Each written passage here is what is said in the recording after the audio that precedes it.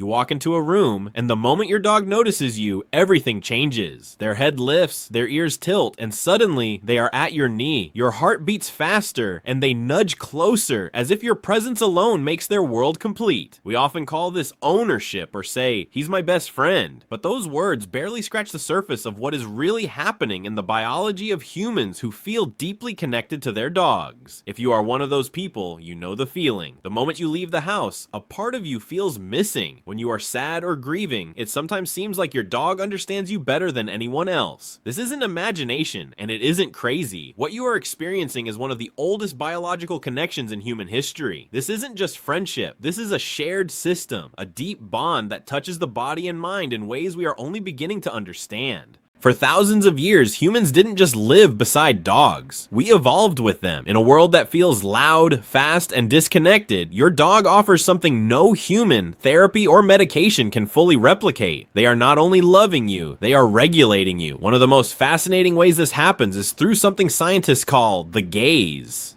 In humans, eye contact is complex. Staring at a stranger can feel threatening. Staring at someone you love can feel intense, even stressful. It makes us wonder, what are they thinking? But with dogs, the rules are different. When you look into your dog's eyes and they blink softly back at you, a rare thing happens. Both of your brains release oxytocin, the bonding hormone, the same chemical that links a mother to her baby. That is why the connection can feel so parental. Biologically, it is. But the bond goes deeper than chemistry. It's about what scientists call co-regulation. Humans are emotional sponges. We soak up the tension in a room, absorb stress from others, and carry it with us. Dogs, however, act as anchors. When you come home weighed down by the pressures of the day, your shoulders tense, your mind racing, they don't ask you to explain your struggles. They don't care about the argument you had at work or the way you feel inadequate. They simply sense the imbalance. Then they move toward it. A head resting on your lap, a soft nudge, a lean against your leg. And in that simple act, your nervous system begins to slow, to match theirs. They are not just observing you, they are living with you. Your breathing, your heartbeat, your emotional state begins to sync with theirs.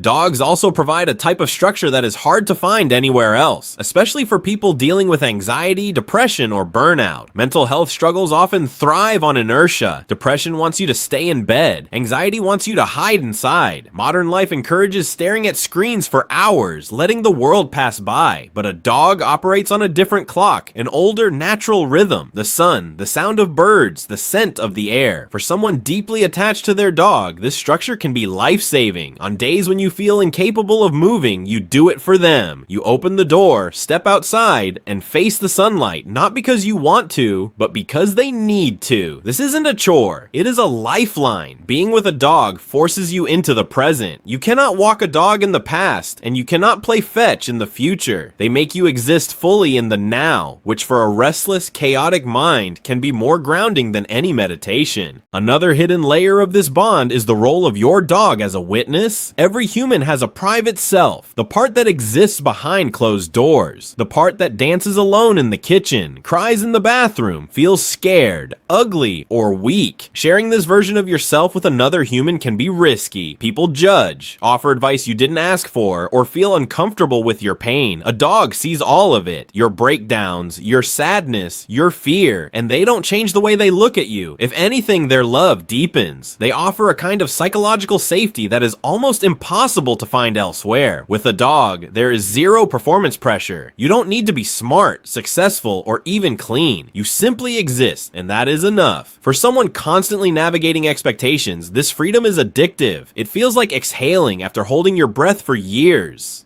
Of course, with deep attachment comes a shadow. Loving a dog means knowing, even subconsciously, that they will not live forever. This awareness begins the moment you bring them home. Psychologists call it anticipatory grief, the knowledge that heartbreak is coming. It can make us overprotective, checking to make sure they are breathing in their sleep, fearing the empty house when they are gone. Yet even knowing this, people willingly open their hearts. Why? Because the trade-off is worth it. For 10, 12, 15 years, you experience a love that is pure, simple, and untainted by human complexity. You get to feel central to someone's world, meaningful in a way that is rare. This is why the attachment runs so deep. It is temporary, yes, but it is profoundly beautiful. This bond is not about replacing human connections. It is not a sign of weakness or inability to connect with people. It is about reconnecting with something older, something natural. Dogs understand without words. They remind us of touch, play, rest, and the need to be fully human. In a society obsessed with status, money, and constant noise, a dog is a grounding presence. They bring you back to your own nature, to your own body, your own emotions. When we hold on to them, care for them, and cherish them, it is not weakness. It is gratitude. Gratitude for a creature that gives us love freely, that teaches us presence, and that reminds us that life is meant to be felt, not just endured. They are not just pets. They are guardians of our nervous system, anchors in an overwhelming world, and mirrors of our truest selves. So the next time your dog greets you with that soft gaze, that gentle nudge, remember, this is more than friendship. This is biology, evolution, psychology, and love woven together. This is one of the oldest connections humanity has ever known. It is a relationship that is equal parts science and magic, regulation and joy, companionship and meaning, and perhaps most importantly, it is a reminder that in the rush of modern life, sometimes the purest, most transformative love comes not from another human, but from the four-legged heart at your feet.